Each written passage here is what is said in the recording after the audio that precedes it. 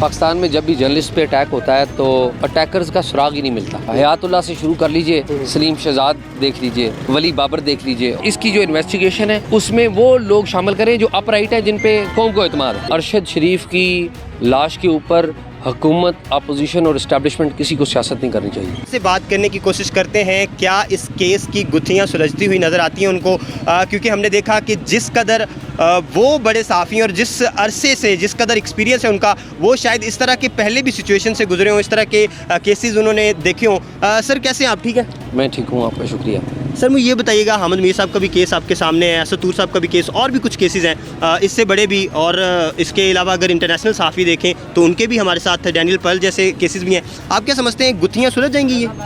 यार frankly speaking मुझे तो बड़ा मुश्किल काम लगता है। ठीक है, पाकिस्तान में जब भी जर्नलिस्ट पे अटैक होता है तो अटैकर्स का सुराग ही नहीं मिलता। अच्छा, ये रिकॉर्ड है पाकिस्तान का। हयातुल्लाह से शुरू कर लीजिए, 9/11 के बाद 2004 में उनको बेईमाना अंदाज में कत्ल कर दिया गया। सलीम शहजाद देख लीजिए, वली बाबर देख लीजिए, और भी बहुत सारे नाम है।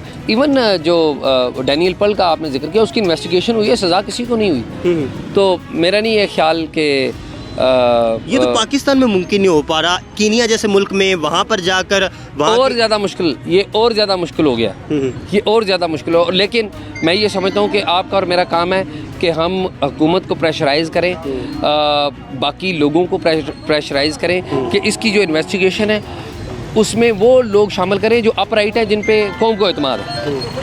तब मेरे ख्याल में फैसल बावड़ा साहब की आपने प्रेस कॉन्फ्रेंस सुनी, आप क्या समझते हैं, ये एक नई गुत्थी नहीं बन गई, एक और गुत्थी मज़ीद उलझ गई ये चीज़ें, या कुछ सुलझा है इससे?